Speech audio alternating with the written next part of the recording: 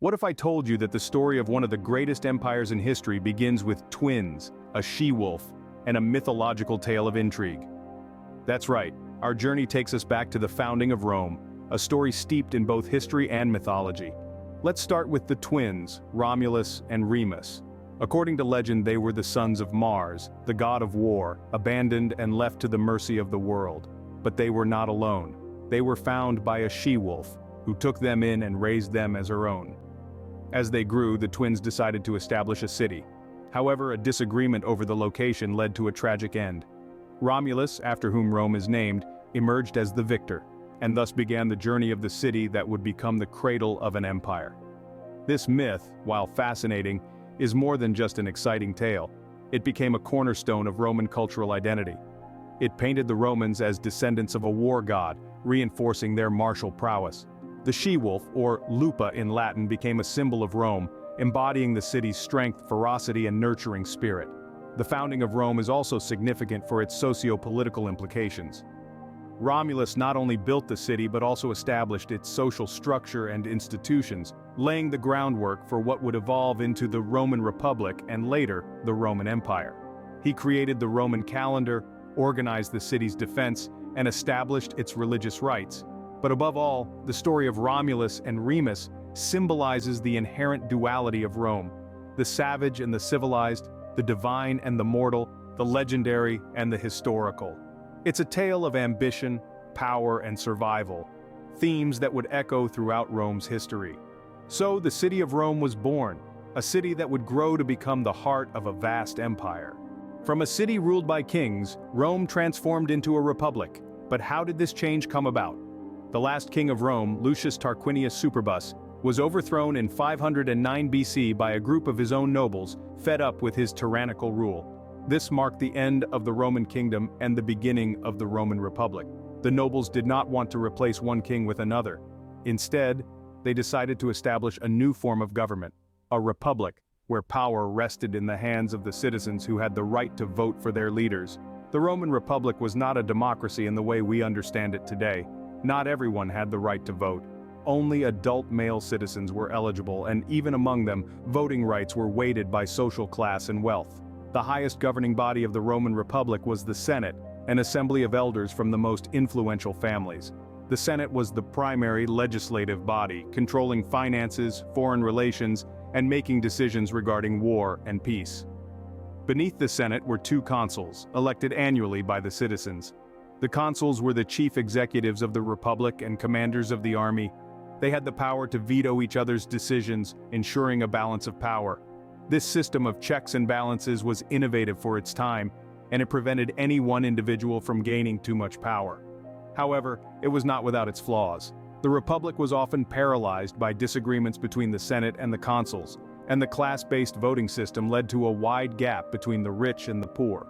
Despite these challenges, the republic survived for over 400 years, during which Rome saw a period of unprecedented expansion and prosperity. It conquered the entire Italian peninsula and began to push its borders further into Europe and North Africa. Thus, the stage was set for a period of expansion and conflict, a period marked by the Punic Wars. Imagine a conflict so fierce it spans over a century. That was the reality of the Punic Wars. Our journey takes us to a time of epic battles and legendary generals, a time when the might of Rome clashed with the naval power of Carthage in a struggle for control of the Mediterranean. This confrontation, known as the Punic Wars, was waged over the course of 120 years, from 264 to 146 BCE, and it was a conflict that would shape the destiny of the ancient world. At the heart of the Punic Wars were two rival powers, Rome and Carthage. Rome, a power on the rise, was eyeing the wealthy city of Carthage with imperial ambition. Carthage, on the other hand, was a maritime superpower determined to protect her trade routes and colonies. The stage was set for a showdown of historical proportions. The most famous of these conflicts was the Second Punic War, where the legendary Carthaginian general Hannibal Barca emerged. Hannibal, a master strategist, famously led his army and war elephants across the Alps to launch a surprise attack on Rome. His victories at Cannae and Lake Trasimene shook Rome to its core. But Rome, in its resilience, produced a worthy adversary in the form of Scipio Africanus. Scipio, learning from Hannibal's tactics, countered with his own strategic brilliance. His decisive victory at the Battle of Zama not only ended the Second Punic War but also marked the decline of Carthaginian power. The Third Punic War, however, was Rome's final blow to Carthage. Rome, seizing the opportunity, destroyed the city of Carthage, ending the centuries-long conflict. The Punic Wars, with their tales of bravery and strategy, marked a turning point in history. They showcased the resilience and military might of Rome and set the stage for its emergence as the dominant power in the Mediterranean. With Carthage defeated, Rome emerged as the dominant power in the Mediterranean. Julius Caesar, a name that echoes through history. How did this man bring about the end of the Roman Republic? Julius Caesar, a formidable military general, was born into the prestigious Julian family, tracing their lineage back to the goddess Venus. His rise to power was as dramatic as it was impactful. After a successful stint as governor of Spain, Caesar formed an alliance known as the First Triumvirate with Pompey and Crassus, two of Rome's leading figures. With their support, he was elected consul in 59 BC, a significant milestone in his political journey. His next big move was to conquer Gaul, a feat that took a grueling 8 years. This victory, however, greatly expanded Rome's territories and significantly boosted Caesar's popularity. But his success bred resentment, especially among his former allies. Upon his return to Rome, he found the city divided and himself stripped of his power. But Caesar, ever the strategist, didn't back down. Instead, he famously crossed the Rubicon River, effectively declaring war on the Roman Senate. This led to a civil war, which Caesar won, making him the undisputed ruler of Rome. As ruler, Caesar instituted a series of reforms. He restructured the Roman calendar, established a welfare system for the poor, and granted citizenship to many people in the provinces. His rule, while autocratic, was largely beneficial for Rome. However, his power didn't go unchallenged. On the Ides of March 44 BC, Caesar was assassinated in a conspiracy by his own senators. His death plunged Rome into another civil war, this one more devastating than the previous. The Republic, already weakened, couldn't survive this blow. Out of the chaos emerged Caesar's adopted son, Octavian, later known as Augustus. He defeated his rivals and became Rome's first emperor. The Republic was no more. In its place, an empire was born. An empire that spanned 3 continents was no small feat. How did Rome achieve this? Let's dive in. The Roman Empire, a realm of unprecedented power and influence, was established under a man known as Augustus Caesar. Born as Gaius Octavius, he was later known as Octavian before finally taking the title of Augustus, meaning the revered one. He was the grandnephew and adopted son of Julius Caesar, who paved the way for the transformation of the Roman Republic into an empire. Augustus Caesar's reign began a new chapter in Roman history. Following the turmoil and civil wars of the late Republic, Augustus managed to restore peace and stability. He cleverly maintained the illusion of a republic, but in reality, he held the ultimate power. He was the first Roman emperor, ruling from 27 BC until his death in AD 14. The Roman Empire under Augustus was a principate, a system where the emperor shared power with the Senate, but held major control. Augustus established a permanent professional army and navy, securing the borders and ensuring internal peace. He also created a special guard known as the Praetorian Guard, dedicated to protecting the emperor. The administration of this vast empire was quite an undertaking. Rome was divided into provinces, each governed by a representative appointed by the emperor or the Senate. These provinces were often conquered territories extending from the British Isles to North Africa and from Spain to Syria. Augustus also implemented a series of reforms that impacted social, legal, and political aspects, enhancing the empire's infrastructure, administration, and overall stability. His influence was so profound that his reign is often considered the golden age of Roman literature and arts, setting a precedent for the emperors who would follow. And thus, Rome was no longer a republic. It had transformed into an empire, a change that brought about significant shifts in governance, social structure, and culture. Rome was now an empire, a period marked by a significant era of peace, the Pax Romana. Peace across the empire, the Pax Romana. But what did this peace mean for Rome? Let's travel back to the 1st century AD. The Roman Empire, under the rule of Emperor Augustus, enters a golden era known as the Pax Romana, or Roman peace. This period, spanning over 200 years, was marked by widespread tranquility and stability. But it wasn't just about peace. It was a time of prosperity and growth that left a lasting impact on Rome and its vast territories. Imagine the empire as a bustling marketplace. The Pax Romana opened up new avenues for trade, connecting Rome with distant lands. From the silk and spices of the east to the tin and lead of the west, goods flowed freely across the empire's well-maintained roads and sea routes. This thriving trade network not only boosted Rome's economy, but also fostered cultural exchange. Ideas, technologies, and art traveled along with the goods, enriching Roman society. But the Pax Romana was more than just a commercial golden age. It was a time of monumental infrastructure development. Roman engineering prowess was on full display with the construction of roads, aqueducts, bridges, and public buildings. These infrastructures were not just symbols of Rome's grandeur, they were the lifelines that connected the empire, facilitated trade, and improved the quality of life for its citizens. Rome's reach extended far and wide, but how did they maintain control over such vast territories?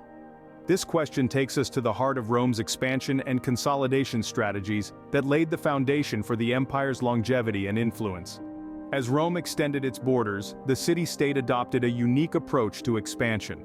Instead of merely conquering and ruling, the Romans created colonies in their new territories. These colonies were essentially miniature Romes, replicating the city's culture, governance, and way of life. This strategy ensured that the conquered people were not just subjects but were integrated into the Roman society, fostering unity and loyalty to the empire. Roads also played a pivotal role in Rome's consolidation strategy. The saying, "all roads lead to Rome," wasn't just a metaphor. It was an actual infrastructure policy. By building an extensive network of roads and highways, Rome bound its far-flung territories to its heart. These roads facilitated the swift movement of troops, ensuring security and order, and enabled trade and communication, fortifying economic and social ties. Fortifications were another crucial component of Rome's expansion and consolidation. The Romans built fortified camps, walls, and outposts throughout their territories. These weren't just military structures, they were symbols of Roman power and presence, reminding the conquered peoples of Rome's might and omnipresence. Moreover, Rome's expansion wasn't just about land and power, it was also about spreading its culture, its ideas, and its way of life. As Rome expanded, it absorbed and integrated the best of the cultures it encountered. This cultural synthesis enriched Rome intellectually and artistically, leading to a flowering of literature, philosophy, art, and science. As we see, Rome's strategies for expansion and consolidation weren't just about military might, they were about creating a sense of shared identity, fostering loyalty, promoting trade and communication, and integrating diverse cultures. These strategies laid the groundwork for an empire that would last for centuries and influence the world in profound ways. As Rome expanded, so did its cultural and intellectual achievements. From impressive architecture to influential literature, Rome left an indelible mark on the world. But what were these achievements? Let's start with architecture. Roman architecture is renowned for its grandeur and innovation. The Romans were the first to extensively use concrete, a material that allowed for the construction of larger and more complex structures. They built grand edifices such as the Colosseum, a testament to their architectural prowess and love for spectacle. The aqueducts, too, were a marvel of engineering, bringing fresh water to the cities from sources miles away. But it wasn't just about grand structures. The Romans also invented the domus, a type of house that included an atrium or open central court, a feature that is still popular in many modern homes. On to literature, the Romans were masters of the written word. From the epic poetry of Virgil's Aeneid to the philosophical musings of Seneca, Roman literature explored the human condition, politics, and the natural world. Their works continue to inspire and influence writers to this day. The Romans were also pioneers in the field of law. They established legal principles that have shaped the Western legal system. Concepts such as innocent until proven guilty and the right to a fair trial were born in Rome. Their comprehensive legal system, the Corpus Juris Civilis, remains a foundation of legal studies worldwide. Lastly, let's not overlook Roman philosophy. While heavily influenced by the Greeks, Roman philosophers like Cicero and Marcus Aurelius contributed significantly to Stoicism, a school of thought that emphasizes virtue, wisdom, and self-control. Their philosophies have had a profound impact on Western thought, shaping our understanding of ethics, politics, and the purpose of human life. These cultural achievements of Rome, in architecture, literature, law, and philosophy, have left a lasting legacy. They continue to shape our world, influencing modern architecture, literature, legal systems, and philosophical thought. Yet, while Rome was reaching new heights, a new religion was beginning to take root. A humble carpenter's son would change the course of the Roman Empire. How did Christianity influence Rome? Emerging from the ancient streets of Jerusalem, a new belief system began to spread, one that would profoundly reshape the Roman Empire. This was Christianity, a faith founded on the teachings of Jesus Christ, a humble carpenter's son. From its inception, Christianity faced fierce opposition and persecution within the Roman Empire. But why was this so? Roman society was polytheistic, worshipping a pantheon of gods and goddesses. The monotheistic nature of Christianity, with its sole worship of one God, was seen as a direct challenge to Roman religious traditions. Additionally, the refusal of Christians to participate in state rituals and sacrifices was viewed as unpatriotic, even treasonous. Despite the initial persecution, Christianity began to gain traction, particularly among the empire's lower classes. Its message of hope, salvation, and eternal life appealed to many, and its emphasis on charity and community offered solace in a world often marked by hardship. In the 4th century, a dramatic shift occurred. Emperor Constantine, after witnessing a vision before battle, converted to Christianity. This marked a turning point in the religion's history. With the Edict of Milan in 313, Constantine declared religious tolerance throughout the empire, effectively ending the persecution of Christians. By the end of the 4th century, Christianity had become the official state religion under Emperor Theodosius. Temples were transformed into churches, Christian holidays were observed, and bishops gained political power. The old gods were abandoned, and Rome was now the center of the Christian world. But this transformation was not without its consequences. The shift to Christianity marked a cultural and societal upheaval, leading to internal conflicts and power struggles. The empire's traditional values and systems were challenged, contributing to its eventual decline. So, while Christianity provided hope and comfort to many, its rise also led to significant changes within the empire, underscoring the intricate relationship between religion and state. Christianity's rise would play a significant role in the empire's decline. All empires must fall, and Rome was no exception. But what led to the decline and fall of this great empire? The Roman Empire, which once held sway over the Mediterranean world, was not brought down by a single cause, but rather a complex interplay of factors that gradually weakened its fabric. One key factor was economic turmoil. The empire's wealth was concentrated in the hands of a few, while the masses grappled with heavy taxation and inflation. Rome's economy depended heavily on slaves to work the fields and mines, but as the expansion slowed, the inflow of slaves dwindled, leading to a labor shortage that further strained the economy. Additionally, the empire was beset by military issues. The Roman legions, once the backbone of the empire, faced a decline in discipline and loyalty. The army was increasingly filled with non-Roman soldiers who lacked the traditional Roman military values and were more loyal to their commanders than the empire. This led to frequent power struggles and a string of short-lived emperors, further destabilizing the empire. Yet perhaps the most damaging was the internal strife that gnawed at the empire from within. The vast size of the empire made it difficult to govern effectively, leading to bureaucratic corruption and inefficiency. This was worsened by political infighting and civil wars, which further eroded the empire's stability. As the empire weakened, it became more vulnerable to external threats. The Visigoths, Vandals, and other barbarian tribes began to chip away at the empire's borders, culminating in the sack of Rome in 410. The fall of Rome was not an overnight event, but a slow, centuries-long process. The Western Roman Empire officially ended in 476, when the last emperor, Romulus Augustus, was deposed by the Germanic king Odoacer. As the Western Roman Empire fell, the Eastern Empire took a new form, the Byzantine Empire. The grandeur of Rome might have faded, but its legacy lived on, shaping the course of history in profound ways. The legacy of Rome lived on in the East, but what was the Byzantine Empire and how did it differ from its predecessor? As Rome's Western Empire crumbled in the 5th century, the eastern half withstood the storm, evolving into what we now call the Byzantine Empire. Named after Byzantium, the original name of its capital, Constantinople, the Byzantine Empire was not merely a continuation of Rome, but rather a unique civilization in its own right. The Byzantines considered themselves Romans, but their world was distinct from that of their Western counterparts. While Latin was the language of the West, the Byzantines spoke Greek. Their culture was a vibrant fusion of Roman law, Greek philosophy, and Christian faith, creating a distinctive Byzantine identity. Unlike the Western Roman Empire, which fell to the barbarian invasions, the Byzantine Empire developed a robust military system that allowed it to endure for 1,000 years. The Byzantine army was one of the most formidable military forces of the medieval world, thanks to its unique blend of Roman discipline, Greek strategy, and innovative weaponry. Religion played a significant role in Byzantine society.